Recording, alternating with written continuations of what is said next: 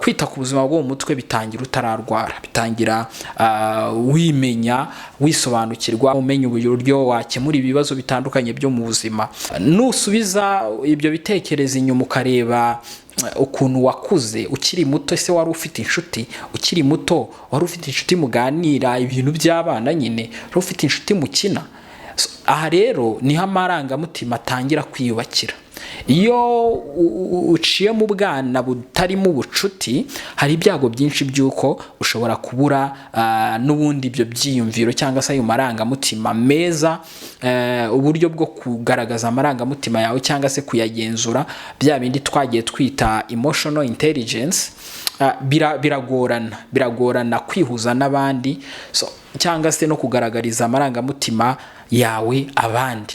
Iyo bigeze noneho no mu mubano, kumwe tuvuga tuti ngiye gushaka umuntu dukundana tuzabana, hari igihe umuntu bimugora, yetagize umwanya wo kugira ubucuti mu bwana bwe, hari igihe bimugora ugasanga ibintu biri kugira ute, biri kumubana amahurizo akomeye. Umwana wawe ashobora kugira inshuti zo mu kigero cye. Ubucuti rero bwo mu bwana hari ikintu bufasha, hari ikintu bumara ku buzima bw'umuntu bwo mu mutwe amaze gukura. Nimumara kumva ibintu bigera kuri 5, imimaro igera kuri 5 ubucuti bwo mu bwana bumara, ntago muzongera gutuma abana banyu wenda mutabaho umwanya wo gusabana n'inshuti zabo, haba ku ishuri, haba mu rugo. Bashobora kujya gusura abana bagenzi babo, abandi bana bashobora kuza kubasura, kubaho umwanya wo kubaka ubwo bucuti. Uraza kumva buryo ki ibi bintu bishobora kugira umumaro mu buzima bw'umwana igihe yamaze kuba umuntu mukuru.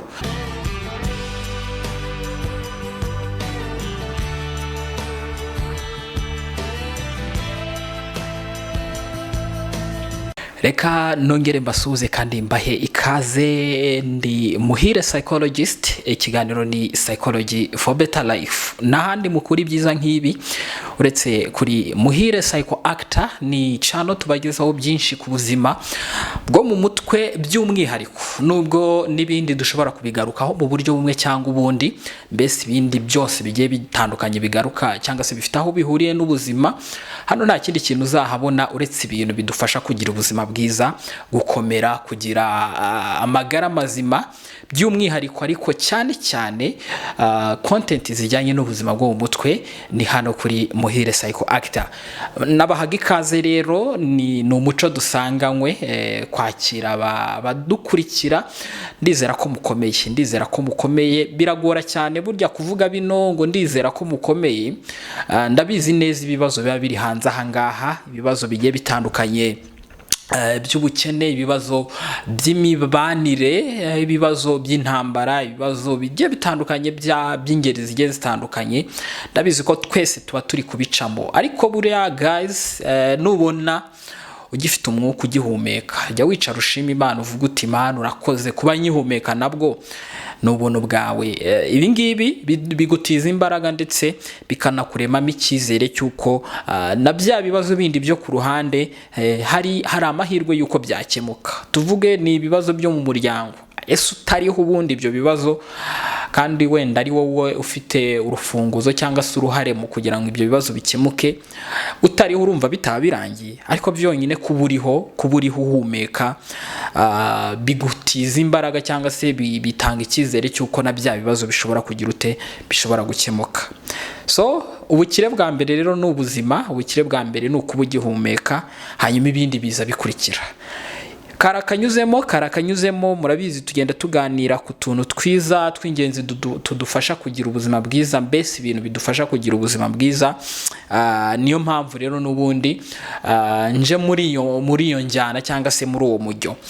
Ni ya gahunda yacu, murabizi ikiganiro Psychology for Better Life kigaruka mu buryo bugiye butandukanye. Hari aho tuza tubagezaho utuntu tugera kuri 5, ntwita utuntu cyangwa se ibikoresho bigera kuri 5 bidufasha kubaka cyangwa se kugira ubuzima bwiza.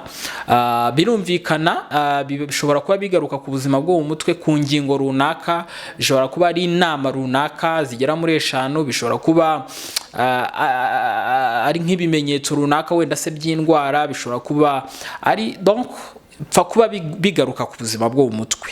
Niyo ngingo niko logique y'iki kiganiro by'umwihariko aho mbagezaho ibintu bigera kuri 5 ukwiye kumenya ku ngingo zitandukanye z'ubuzima bwo mu mutwe. Niyo logique cyangwa se nibwo busobanuro bwacyo bwa nyabwo.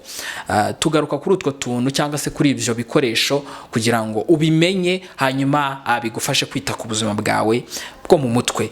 Nk'ibisanzwe ubundi bino tubivuga kubera iki? Tubivuga kubera ko murabizi ko serivisi zijyanye n'ubuzima bwo mu mutwe buriya ahantu hose zirahari, yaba mu bitaro bya leta, yaba mu bitaro byigenga. Hari inzobere ziba zarihuje cyangwa se zaragiyeho zikavuga ziti ni gute twakora akantu kazajya gafasha wenda abantu bafite ibibazo za depression, ubwoba, ibibazo bitandukanye bijyanye n'imitekerereze. Donc ibyo ari byo byose byatuma ubuzima bwo mu mutwe bw'abanyarwanda bumera neza.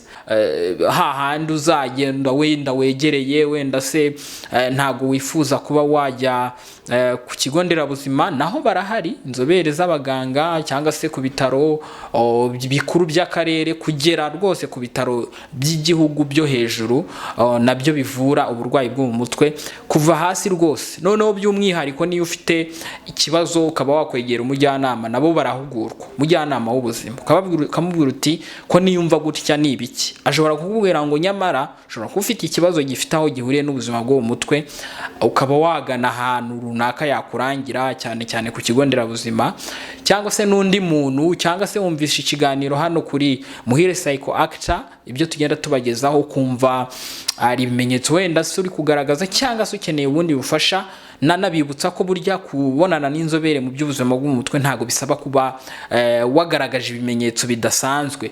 Hahandi uba wumva amarangamutima yawe atameze neza, cyangwa se hahandi uba ushaka kugira ibyo wisobanukirwaho, ushobora kuvugana n'umutherapist, psychotherapist, donc inzobere zifasha abantu binyuze mu biganiro. Aho ngaho ubufatiranye ubuzima bwawe bikiri bugufi, hatarazamo ibibazo bitandukanye. Kubera ko buriya hari ukwita ku buzima bwo mu mutwe, hari no kwivuza. Kwivuza nabyo biri mu kwita ku buzima bwo mu mutwe, ariko kwita ku buzima bwo mu mutwe bishobora gutangira utararwara. Bishobora gutangira wenda uvugana n'umuspsychotherapist ugira ngo wisobanukirwe, umenye kamere yawe, personality.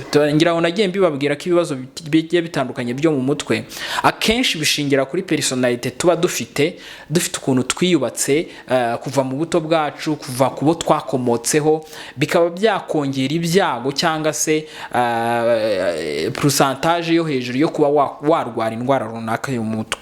Niyo mpamvu rero kwita ku buzima bwo mu mutwe bitangira utararwara, bitangira wimenya, wisobanukirwa, umenya uburyo wakemura ibibazo bitandukanye byo mu buzima. Niyo mpamvu rero ibi biganiro tubigarukaho kugira ngo iyo ngingo mujye mumenya uburyo mubana nabyo, cyangwa se mushaka ubufasha hakiri kare. Munyemerere byari ibiciyemo, murabizi ko iyo dutangiye ikiganiro turabanza tukagira ibyo twibukiranyaho. Ndagira ngo tuganire ku bintu bigera kuri 5 no munsi. Ingingo nabateguriye ni ibintu bigera kuri 5 bishobora kudufasha kumenya uburyo ubucuti twubaka mu gihe cy'ubuto. Birumvikana ushobora kuba uri umubyeyi ufite abana, ushobora kuba nawe uri umwana utangiye kumva iki kiganiro. Birabibaho abana bageze mu myaka 12 gutyo kuzamura, ashobora gufata telefone akareba ibiganiro biba byarabaye.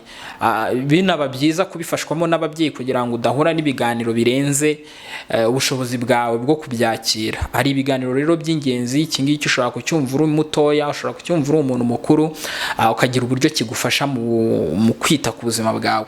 Ndagira ngo rero cyane cyane ku babyeyi, ariko ubucuti abana bagirana, ngira ngo ushobora kuba unkurikiye muri iki kiganiro wenda utarahawe umwanya wo gusabana n'inshuti zawe mu bwana. Murabizi abana bajya mwana bayifite inshuti ze ku ishuri, muri quartier, mu mahuriro runaka, mu rusengero. Wenda hari abana bakunda kujyana mu kiliziya, mu musigiti, ahantu hahurira abantu bagiye batandukanye b'ingeri zose. Umwana wawe ashobora kugira inshuti zo mu kigero cye. Ubucuti rero bwo mu bwana hari ikintu bufasha, hari ikintu bumara ku buzima bw'umuntu bwo mu mutwe amaze gukura. ni gute ubucuti twubaka cyangwa se ubucuti bushobora kubakwa mu bwana bushobora gutuma umuntu agira ubuzima bwiza bwo mu mutwe. Ibyo ni ibintu bigera kuri 5 ngiye kubasobanura cyangwa se ngiye kubagezaho biri buze kugufasha kumenya neza akamaro ko kugira inshuti mu bwana, kugira ngo uwo mwana wawe ufite cyangwa se abo bana bawe ufite ujye ubaha umwanya wo kugira inshuti. Hari ababyeyi bitwara nkaho batakabonye abana babo bari kumwe n'abandi bana, ngo barabanduza ingeso mbi, ngo barabateza ibindi bibazo, ngo barajya mu gakungu. Rimwe na rimwe biba bikenewe ko nako gakungu bagakora, kubera ko hariya niho umwana yigira ibintu turaza kubyumva. Niyo mpamvu rero nabateguriye kino kiganiro, nimumara kumva ibintu bigera kuri 5, imimaro igera kuri 5 ubucuti bwo mu bwana bumara, ntago muzongera gutuma abana banyu wenda mutabaha umwanya wo gusabana n'inshuti zabo, haba ku ishuri, haba mu rugo.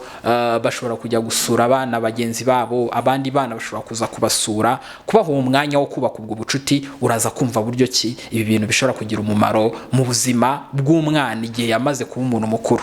Reka ngaruke mu kanya rero turebere hamwe iyo mimaro igera kuri 5 yo gukora ubucuti umuntu akiri muto, icyo bimarira ubuzima bw'ahazaza bwe bwo mu mutwe muri rusange. Reka ngaruke mu kanya.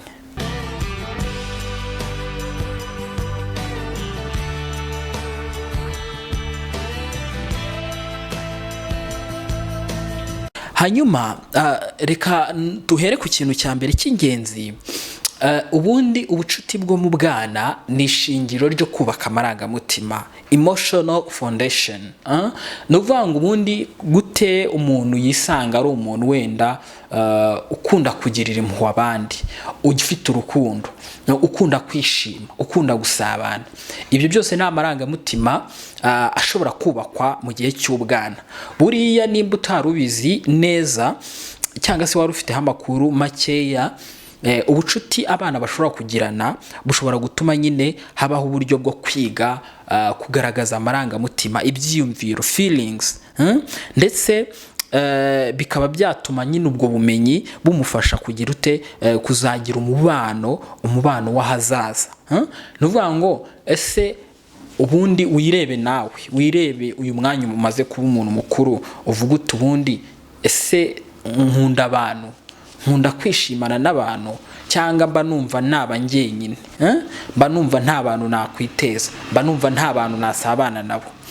Nusubiza ibyo bitekerezo inyuma ukareba ukuntu wakuze ukiri muto, ese wari ufite inshuti ukiri muto, wari ufite inshuti muganira ibintu by'abana nyine, wari ufite inshuti mukina. Aha rero niho amarangamutima atangira kwiyubakira. Iyo uciye mu bwana butarimo ubucuti, hari ibyago byinshi by'uko ushobora kubura n'ubundi ibyo byiyumviro cyangwa se ayo marangamutima meza, uburyo bwo kugaragaza amarangamutima yawe cyangwa se kuyagenzura, bya bindi twagiye twita emotional intelligence. Biragorana kwihuza n'abandi, cyangwa se no kugaragariza amarangamutima yawe abandi. Iyo bigeze noneho no mu mubano, kumwe tuvuga tuti ngiye gushaka umuntu dukundana tuzabana, hari igihe umuntu bimugora, yetagize umwanya wo kugira ubucuti mu bwana bwe, hari igihe bimugora ugasanga ibintu biri kugira biri kumubana amahurizo akomeye. Icyo ni ikintu cya mbere. Ikintu cya kabiri cy'ingenzi, ntago ndi buze kubitindamo cyane, ikintu cya kabiri cy'ingenzi ni ukwigirira icyizere, icyo bita self esteem. Kwigirira icyizere cyangwa se kwiyumva no kwizereramo. Iki ni ikintu ubundi tuba dukeneye mu gihe cy'ubukuru, kubera ko mu gihe cy'ubukuru tuba dukeneye gufata ibyemezo, tuba dukeneye kugera ku bintu bikomeye mu buzima, tuba dushaka kugera ku iterambere, tuba dushaka kuyubana n'abandi neza. Akenshi iyo umuntu adafite ikintu bita self esteem cyangwa se uku kwiyumva mu buryo bwiza, kwigirira icyizere cyangwa se kwizereramo, akenshi hari igihe bimugora n'ubundi gukora ibyo bintu, kugera ku iterambere, gufata ibyemezo, gutanga ibitekerezo. Iteka umuntu agahora yumva ko ari hasi, aciriritse. Mu bwana rero buriya iki kintu gishobora gukosorwa binyuze mu bucuti, kubera ko umwana yahuye n'inshuti ze bagasabana bagasangira ibitekerezo. Murajya munabibona iyo abana bari gukina, hari igihe bitoramo abayobozi, hari igihe umwana ashobora kubwira mugenzi we ati iki kintu ni ushobora kugikora. Imikino bakina, donc imikino cyane cyane imikino bakina ibatoza kwigirira icyizere. Niba umwana rero wawe yirirwa mu cyumba mu nzu, ni ku ishuri nabwo, ku ishuri ntabwo buri umwanya waho uba uhagije, nubwo nabyo hari icyo bifasha.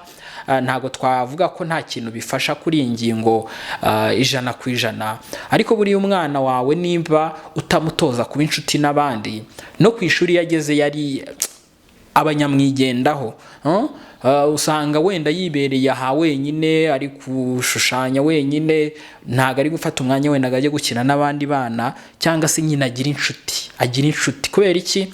Nawe wakabigizemo uruhare nk'umubyeyi. Mufashe kugira inshuti, mubaze se ufite izihe inshuti, ese inshuti zawe mufashanya gute, muganira gute, mukina gute. Ibyo ngibyo ni ibintu bigenda biguha ishusho y'uburyo umwana wawe yubaka ubucuti. Ubu bucuti rero bushobora kuzamufasha cyane amaze gukura, agatangira kujya yiyumva, kubera ko yabitangiye akiri muto.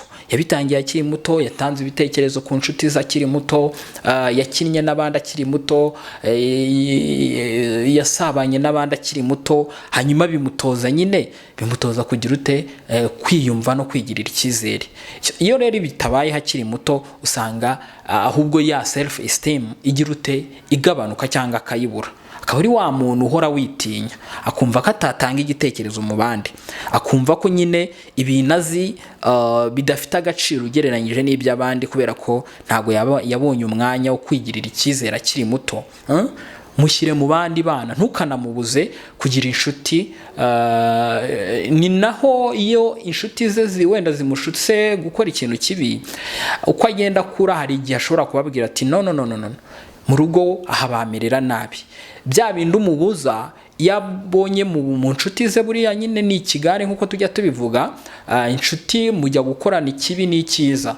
Iyo rero umutoza ibyo agomba gukora, yabona mu bucuti n'abandi wenda agiye kubikora, ntihatangira gutekereza ngo iki kintu ko bakimbujije, ubu ntabwo ngiye gukora amakosa.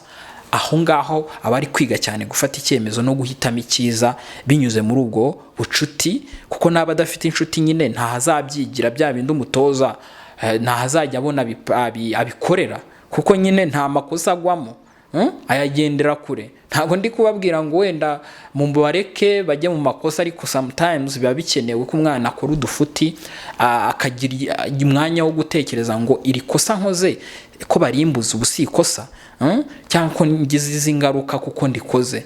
Nta handi rero bibera uretse mu bucuti, nta handi bibera. Ikintu cya gatatu cy'ingenzi, ubucuti bwo mu bwana butoza gushaka ibisubizo, cyangwa se kugira uburyo bwo kwirinda ibibazo. Ibi ngibi tujya tubyita coping mechanism mu ndimi z'amahanga.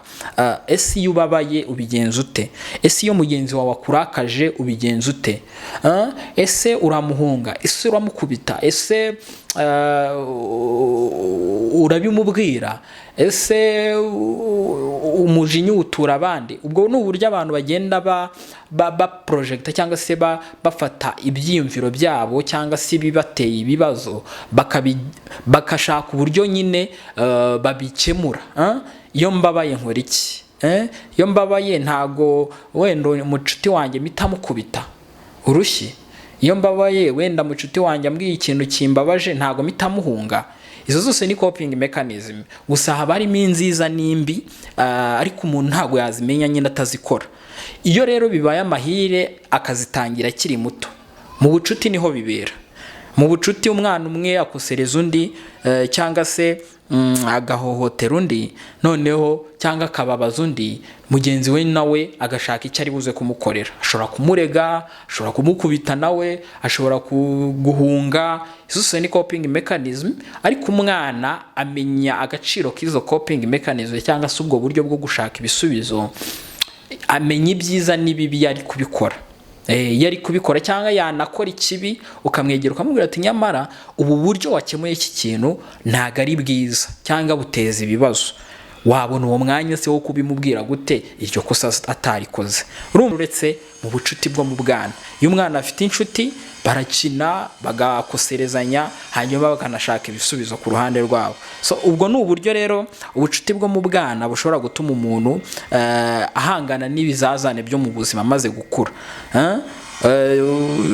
indwara z'ubwoba cyangwa se agahinda gakabije. Byagaragaye ko nyine kugira inshuti cyangwa se kubaka ubucuti, gufashanya mukiri batoya nk'inshuti bishobora kubafasha cyane kugira uburyo bwo gukemura ibibazo, coping mechanism. Ikintu cya kane cy'ingenzi, ndi kwihuta cyane kubera ko ahantu ndi hari urumuri ruke muri kubibona. Ikintu cya kane cy'ingenzi ni uburyo bwo gukemura amakimbirane. Ikirajya gusa nk'icyo nari ndimo mvuga. Gukemura amakimbirane, nta bantu mwagiranye amakimbirane cyangwa se mukoserezanye, mwabikemura gute se? Mwamenya ko kuba gusabana imbabazi bibaho se mutakoserezanyije? Iyo bitangiye abantu bakiri bato rero bituma cyagihe abantu bamaze gukura, ho iyo ukoze ikosa cyangwa se ukagirana agakimbirana n'umuntu kugeza ku kigero ushobora kumukorera n'icyaha bakagufunga, aho biba byarenze urugero. Ariko umuntu yabyitoje akiri muto, akagirana amakimbirane n'inshuti ze, bakabikemura, bakasabana imbabazi, mbese bakiga uburyo bwo gukemura ibibazo bakiri bato. Iyo bamaze kuba bakuru, tumvikanye n'umuntu ntago umukubita cyangwa se ngo umukorere urugomo, ahubwo ni gute ushobora kumwegera mugahana imbabazi, mukajya inama z'uburyo ibyo bintu mwabikemura, yaba ku nshuti zo mu bukuru cyangwa se kuwo mwashakanye n'urugero. Ibi rero biba mu buto. Ubuto iyo ufite umwana afite inshuti, yiga uburyo bwo gukemura amakimbirane aba yagiranye n'abandi bana bagenzi be. Iki rero nacyo murumva ko babyeyi ni ikintu cy'ingenzi ku bana, muba muteganya ko bazavamo abantu b'ingenzi ejo hazaza. Ikintu cya gatanu ngiye gusorezaho cy'ingenzi cyane ni uburyo bwo kunoza umubano, connection model. Donc kwiga uburyo burambye bwo kubaka ubwo bucuti cyangwa se bwo kwihuza, nabyo ni ibintu bitangira ryari, ni ibintu bitangira mu bwana. Umwana iyo atangiye kubyiga kuvuga ngo ese uriya mugenzi wanjye tubaye inshuti yamarira iki, yamfasha te, ubundi uyu muntu tubaye inshuti n'iki byakwangiza. Ibyo byose byigirwa hehe? Mu bucuti. Umuntu akagira inshuti zo ku ishuri akavuga ngo izi inshuti ndabona ziri kunjyana mu makosa cyane kandi ababyeyi banjye barabimbuza, reka mbigabanye. Aho ngaho batangiye kwiga uburyo bwo gushyiraho icyo bita boundaries, cyangwa akazibwira ngo mwanshuti mwe ibi bintu ntago mbyemerewe, mu rugo barabimbujije. Natagira izo nshuti rero ngo agerageze kubaka iyo connection model, akenshi bizamugora kuyubaka ari mukuru. Bitangira rero umuntu akiri muto. So guys, ibi ni ibintu bigera kuri 5 nagira ngo mbabwire ku kamaro k'ubucuti mu gihe cy'ubuto, mu gihe cy'ubwana. Babyeyi, abana mubareke bagira inshuti. Ntukavuge ngo uyu mwana ngari kumwe na ziriya nshuti ni inshuti mbi, ni abana babi, barakubagana, bagira bate. Mube hafi muri ubwo bucuti bwe. Ikindi kandi kubuza umwana kugira inshuti, hari igihe amaze gukura n'ubundi umubaza inshuti, ukamubaza umukazana, ukamubaza umukwe, akamubura ko atabyiza akiri muto, suragira ngo amukure. So mureke atangire kubaka ubucuti akiri muto. Utwana bigana, utwana batemberana muri quartier, aho basenga, aho ariho hose ashobora guhura n'abana mu mwanya, n'ubundi bubaka ubwo bucuti kandi abigiremo uruhare rukomeye. Uzaba umufashije cyane kubaka ubuzima bwe bw'ejo hazaza bumeze neza. Ikindi kiganiro mukurikira kuri Muhire PsychActor, tugaruka ku bijyanye n'ubuzima bwo mu mutwe. Ikiganiro cyo ni Psychology for Better Life. Mbarariki cy'ubutaha, niba kino wagikunze ukore subscribe na like, hanyuma kugira ngo iby'ubutaha nabyo nibizagucike. Mbibutsa ko kandi tunabahuza n'inzobere. Ushobora kuba ufite umwana ufite imyitwarire itari myiza, ukeneye kumenya ibyo ari byo, ushaka kuvugana n'aba therapist, ushobora kutwandikira cyangwa se ukaduhamagara uze kuri address tuba twasize hasi aha ngaha, hanyuma n'ubundi ugakurikirana neza ubuzima bwawe cyangwa se bw'umuntu wawe, kugira ngo n'ubundi arusheho gukomeza kumera neza. Ikiganiro cyacu nakagaruka rero. Ciao ciao.